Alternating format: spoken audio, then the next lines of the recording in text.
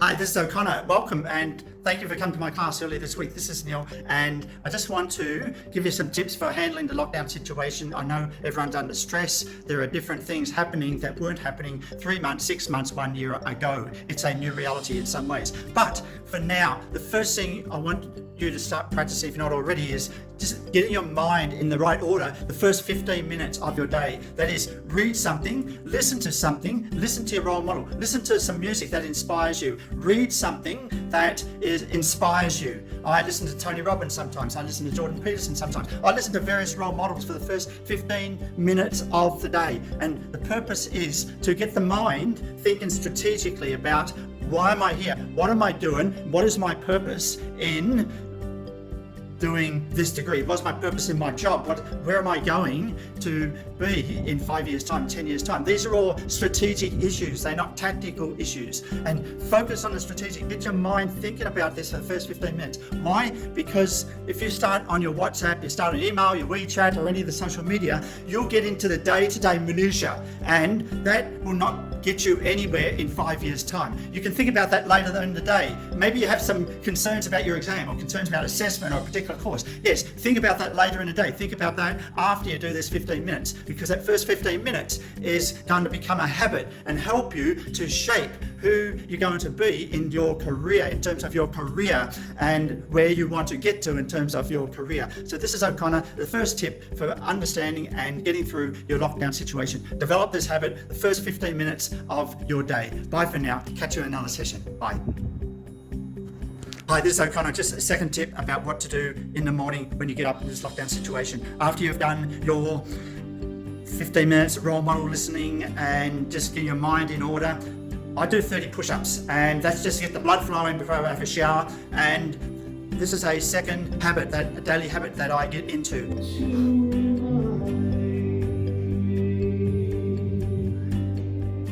And it's automatic. I've already done my thinking about the role model, thinking strategically. Step 2, I've done my push-ups just to get physically going for the day, and then I can get onto the shower and then get working on the computer. Okay, this is the second tip I have when you're locked down. Bye for now, and have a great day, students. Don't let this get you. Let this situation get your future going, and that's what it is all about. Bye for now.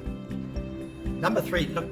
Here is something that you may think is corny, but this is so important, because when you're in home and look around home, there's not very great distances. There are not many great distances where you can actually stretch your eyes. So find the best way to stretch your eyes, and it's very important, because when you are outside and you are going to and from work, to and from school, you are looking far, you're looking short, your eyes are exercising. But when you're stuck in home, your eyes don't get the exercise. But it's very, very important. Have a little pen. Maybe you read the writing on the side of the pen. So there's a pilot pen, and I can say pilot, right? And so I can line that up with, I can line that pen up with Monash University. See that there? So there's Monash University behind me, and there's a pen in front. So what I'm going to do now is I'm going to look at pilot, then look at Monash.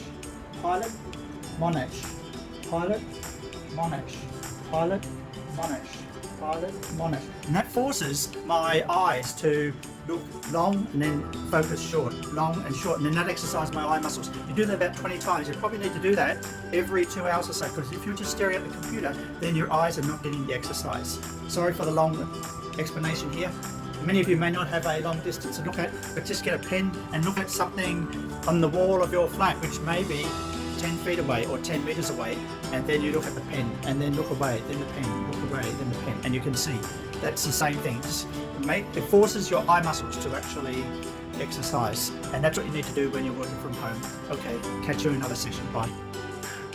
Back again. Number 4, chunk down things you have to do. I understand where you are, you've got lots of things to do. You're thinking about assessment, you're thinking about deadlines, you're thinking about all the other things, and you're at home, so you're feeling overwhelmed, or you're overloaded, or you're stressed, or you're feeling hopeless, or spare the thought that you may be depressed. But what's important is these are signals for you to reevaluate what is important for you. What is important for you to be confident going into the exam at the end of this semester? What's important for you to do each of the assessment tasks? Write down what is important. List it 1, 2, 3, 4, 5, 6, 7, 8, 9, 10.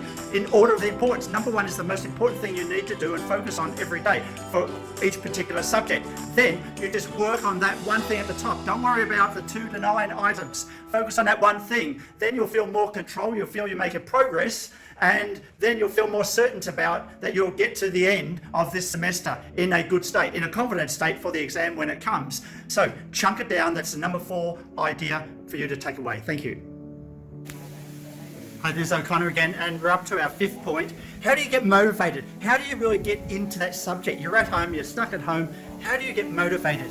One way is, and I've talked about in my previous 4 steps, talking about how you start your day, you do a bit of exercise, you listen to some motivational tape, but now I'm talking about how do you get motivated in terms of the subject matter that you are being lectured to at your university, that you are studying in. Well, you can start by, obviously at the end of the day, you have to go to the textbook, you have to do some writing, we know that. But how do you get your mind into it? Like after you've listened to your motivational tape, do you go straight into the textbook? Maybe you can. But here is a step that you can take before that, and this is as follows. That is, you play a tape of the lecture that you have been inside of, because you're recording lectures. I encourage my students to record lectures. Or you go to YouTube and you listen to a recording of the subject that you are studying. So maybe in the shower you can listen to it, like what I do. Like, let's see if Neil's in the shower now, shall we? See what Neil's doing. Hey. Neil, are you there? No, you're not there. But look, there he is.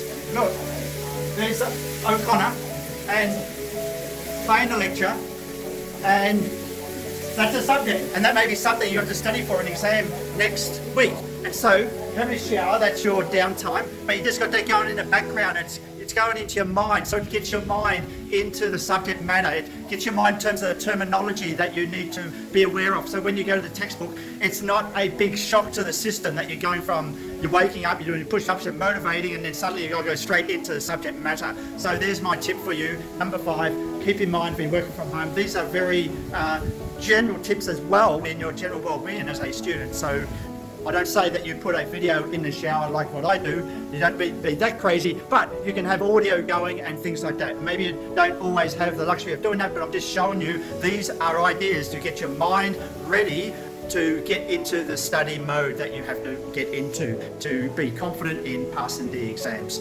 Bye for now.